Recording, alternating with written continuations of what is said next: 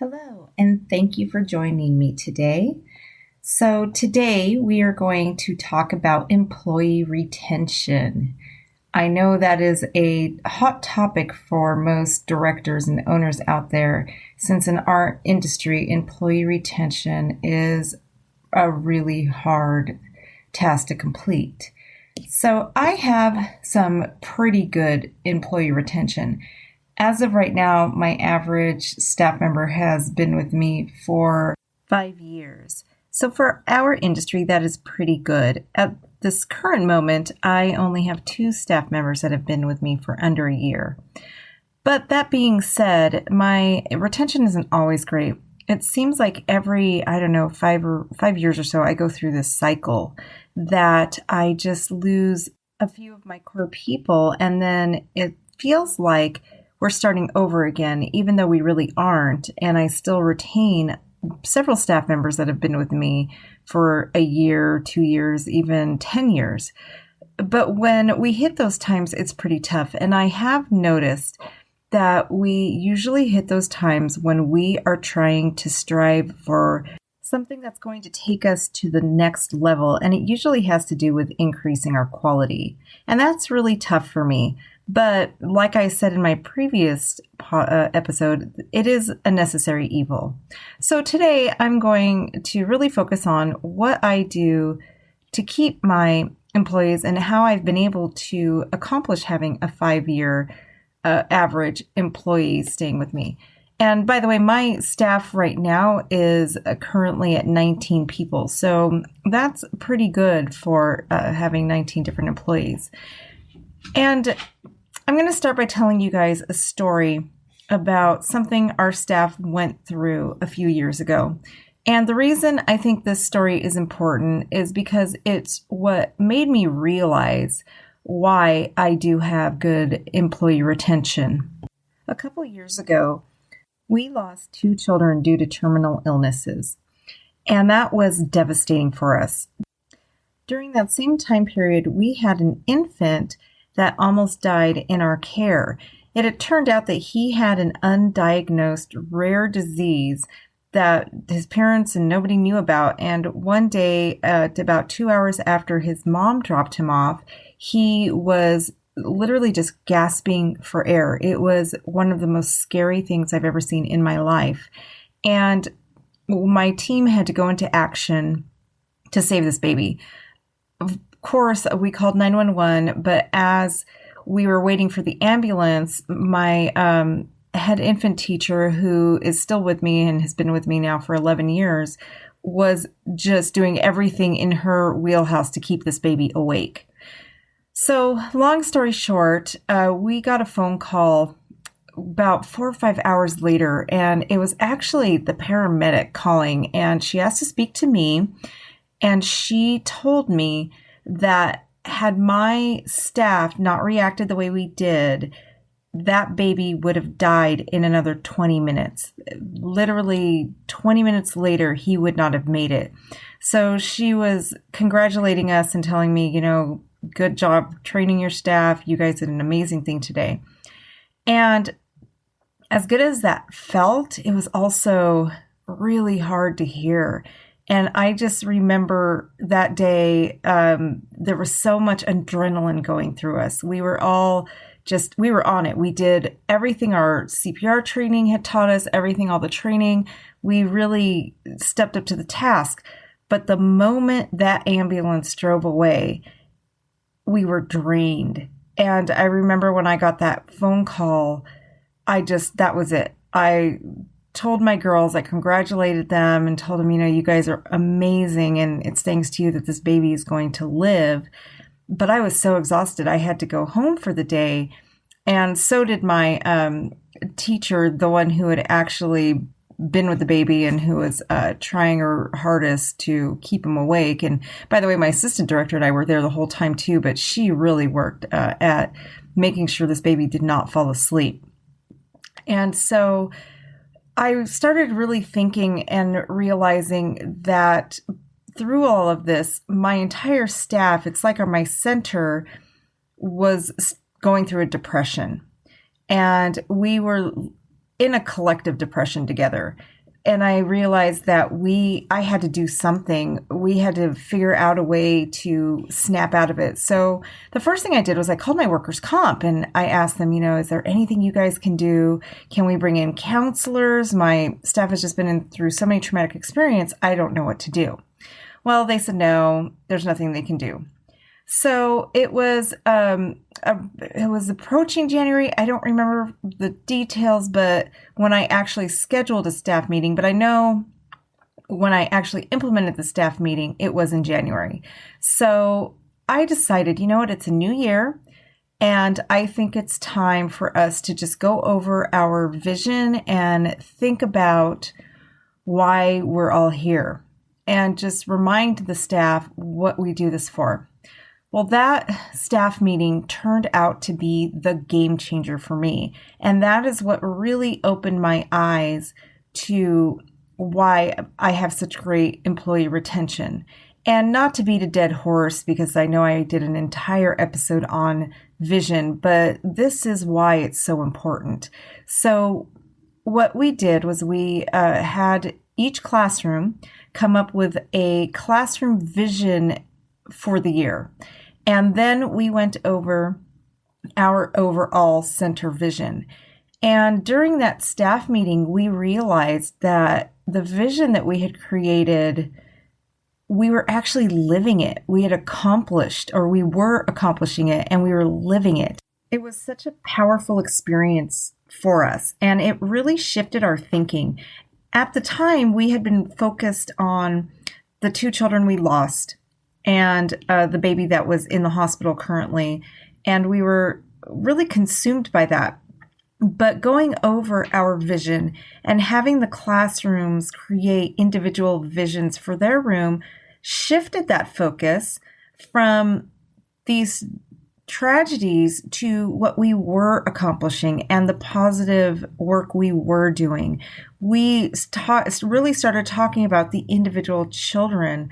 And for example, we talked about one of the little girls that we have that when she enrolled with us, she was failure to thrive because she had been in foster care, and her new adopted mom had really just turned her around, and we'd worked together to help, whatever it took, whatever that mom needed, we did. And now this baby that had been failure to thrive was now a thriving toddler. And we talked about another baby that we had enrolled and we had waived the copay for. And because we did that, the child was able to go into a foster home that would not have been able to afford childcare had we not made a space for her. And by the way, this baby had been left in the hospital after the mother gave birth, and she was born addicted to meth and a whole bunch of other stuff. So we really started focusing on those stories, our wins, the accomplishments we had. And we also did talk about the 2 children that we had lost and talked about the laughter that we did share with them and the joy that we brought into their lives when they were with us. So it really helped to get us to come out of that funk and stop focusing on the negative and really start focusing on the positive. And that was when I realized that this vision that I had created for my center was alive in these women too, not just me. It was no longer just my vision. It was their vision too. And they believed in it. And that vision means more to them than how much money they make. The money is secondary to the work that they're accomplishing and the lives that they're touching. But we have to, as leaders, keep that in our staff's mind. We have to point it out to them and help them to see it in a very positive way. We have to sell them on that. And that day, that's when I really realized that power of the vision and living it. Because in this field, we don't make enough money. We don't for what we do. And my staff definitely does not make what they deserve. But they are doing some amazing work. And what they're accomplishing means more than money. The lives that they're changing and they're touching means so much more than money. So that is, I think, the biggest reason, because the staff believes in the work we're doing. And so things like the low hourly wage, does it suck? Of course it does. And I think every one of us out there would rather pay our staff more. But we are stuck in this industry where we are. So we have to find ways around that. Same thing with not offering benefits. If you can't afford to offer benefits, it's pretty much the same thing. We have to find other ways. Think about why you do what you do, because even as a center director or an owner, we really don't make that much money. We could go into a different field as administrators and management and make more money. So why are you where you are? Why early childhood education? And when you figure that out, help your staff to see that too, and help them really embrace that love and that passion. So something else that I really focus on, and that I try and remind myself, is to always make sure my staff knows I appreciate them and how valuable they are to me. So I do a lot of little things, like I make sure I'll go into a classroom and tell them that their classroom looks fantastic. Even sometimes just letting them know, hey, your classroom smells so good, because, especially in a baby room where you're changing diaper after diaper, sometimes it's just nice to hear something positive, right? And I also keep stacks of small gift cards all the time. And they don't have to be a lot, just like $5 gift cards to places like Starbucks. I do Subway, anywhere that they might like to go. There's some local areas here that I might just keep a small gift card to. I may also make up a goodie bag with like a nice pen and a nice pad of paper, or just have some candy bars laying around. And when I notice one of them had a really rough day, or that they went above and beyond, I'll give them a gift card just to tell them thank you, or I'll give them one of the goodie bags. I've done water bottles, like nice water bottles filled with like mini candies, different things like that. So just little surprises, things that they didn't expect. If we have a particularly rough day, I'll order the entire staff pizza or have some sandwiches brought in. Things like that just really go a long way to let your staff know that you see that they're working hard, you appreciate them, and you're acknowledging sometimes that they have a rough day. I think we all want to know that we're appreciated, and showing appreciation does not have to cost a lot of money. It just has to happen. That's it. That's all people want. Just think about if you're married or you have a significant other, or even as a child, your parents. We just want to be told thank you. That's it. We want to be seen. So noticing your staff is also very, very important.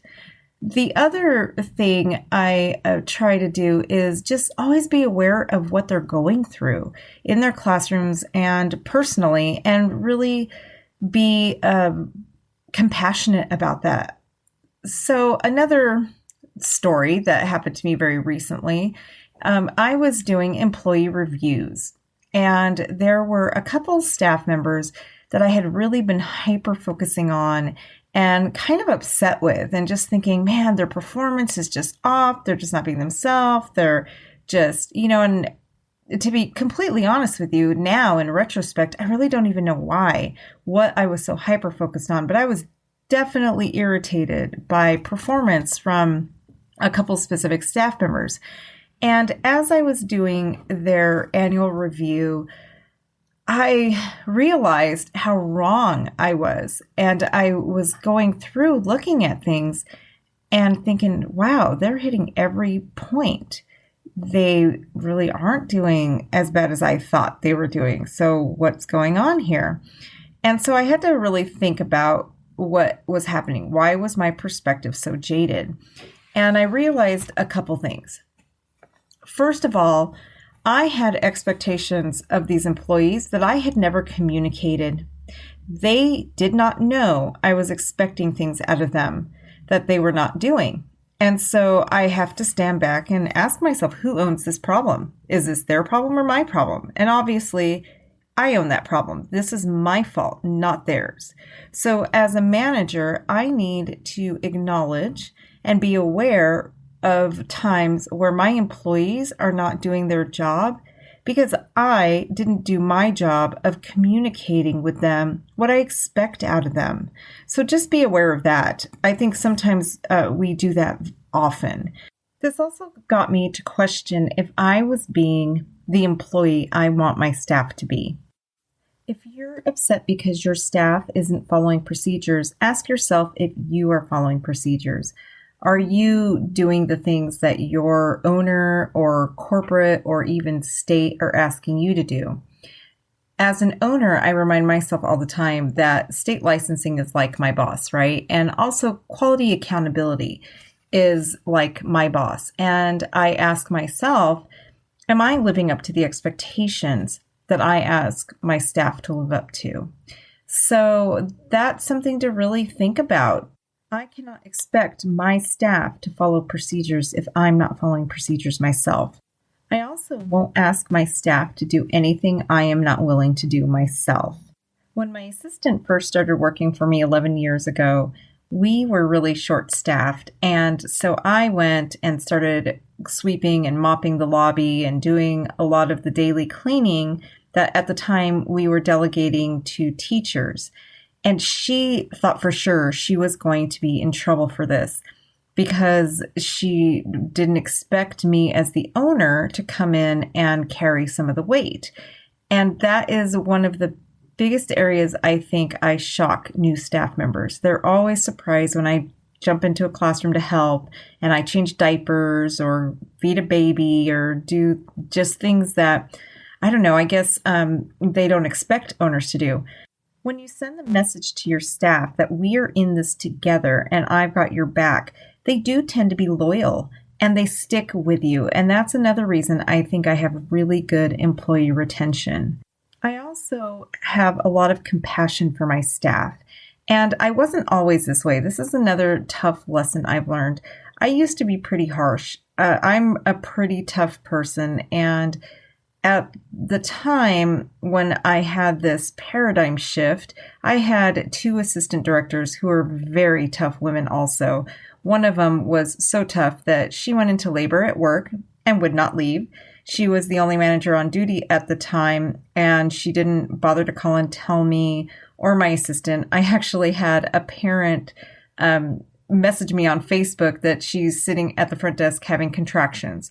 When I called her, she said, "Oh, it's fine. I don't need to go to the hospital for a couple hours still. They're, a good 15 minutes apart. So don't worry about it. I'll stay until they're about 5 minutes apart." So she's a really tough lady. My other assistant actually had a kidney infection and worked through the whole thing. And I went back to work 4 days after having my tonsils taken out.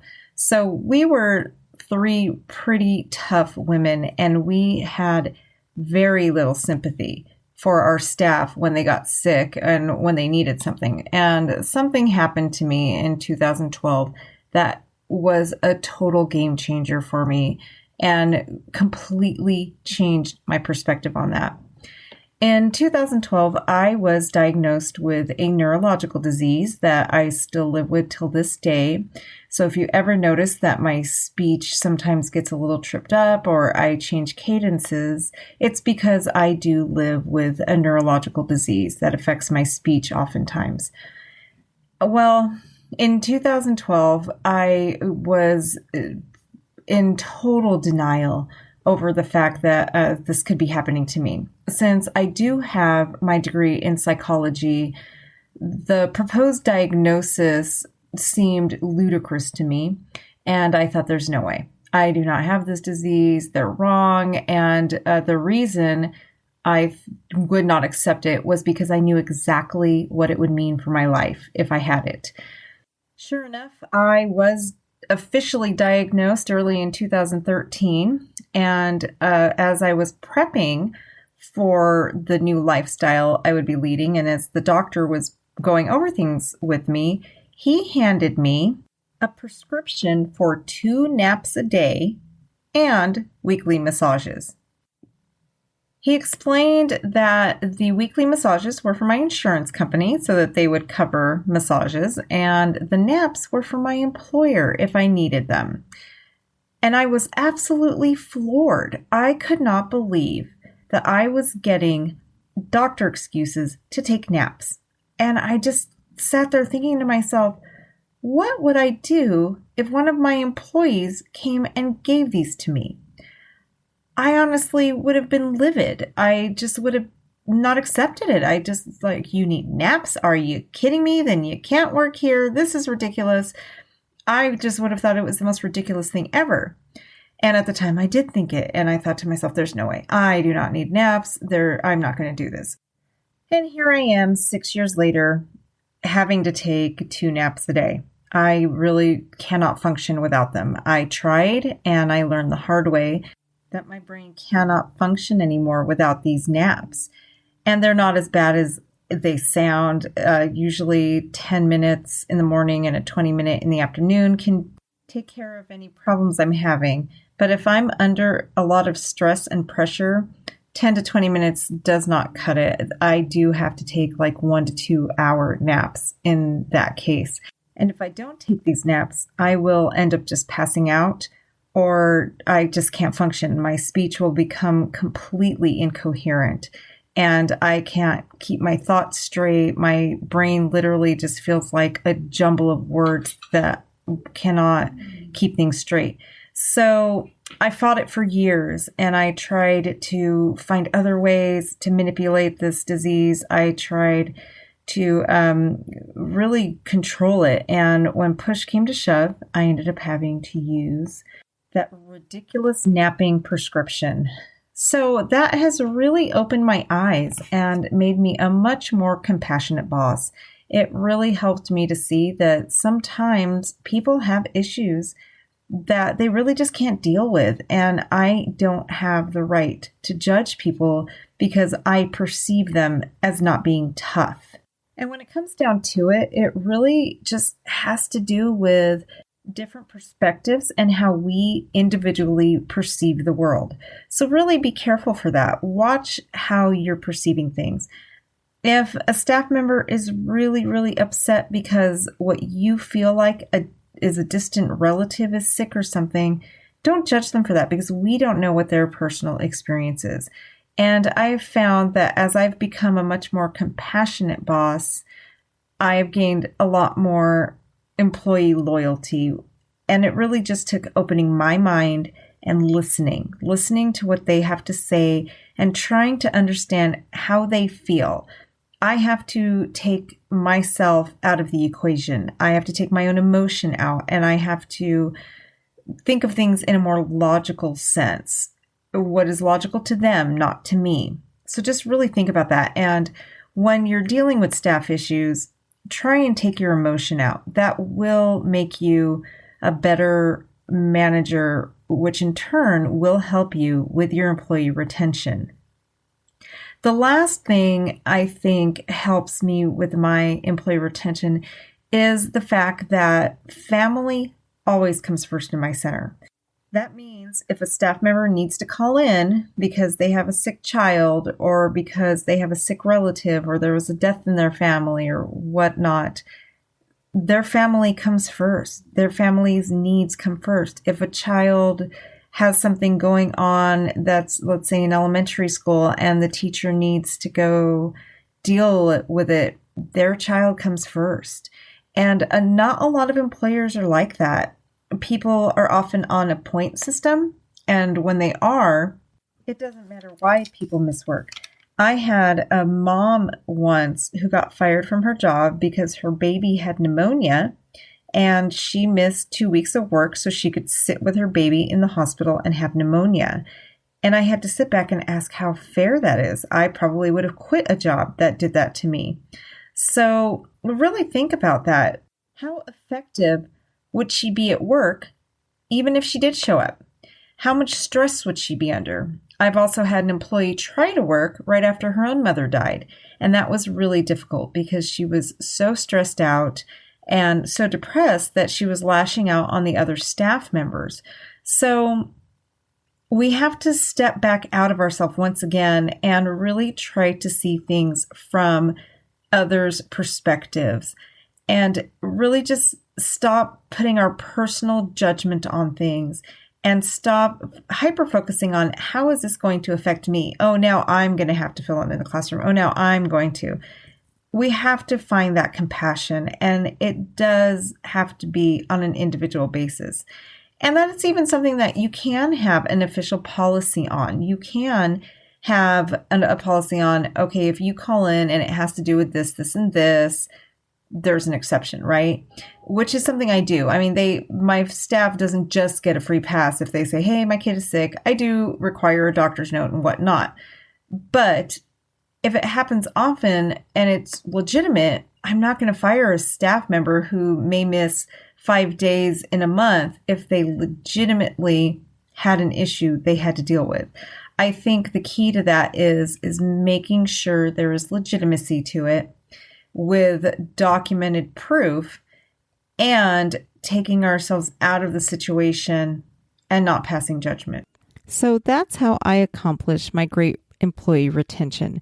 And what it really comes down to, whether you're thinking about the vision or acknowledging staff or having compassion, it really just comes down to humanizing the positions. So I hope that helps you guys. Leave any questions or comments below that you have, and be sure to join my Facebook and Instagram pages. I will leave links to both in the show notes for you guys. I hope you join me next week. I will be doing my first interview with the owner of ECE Inspirations, Julie Hansen. Julie wears many hats. She's a program enhancement coordinator. She's also a consultant, and she does trainings, workshops, and she's getting ready to launch some online trainings. So make sure you come back next week so you can hear from Julie. Have a great rest of your week.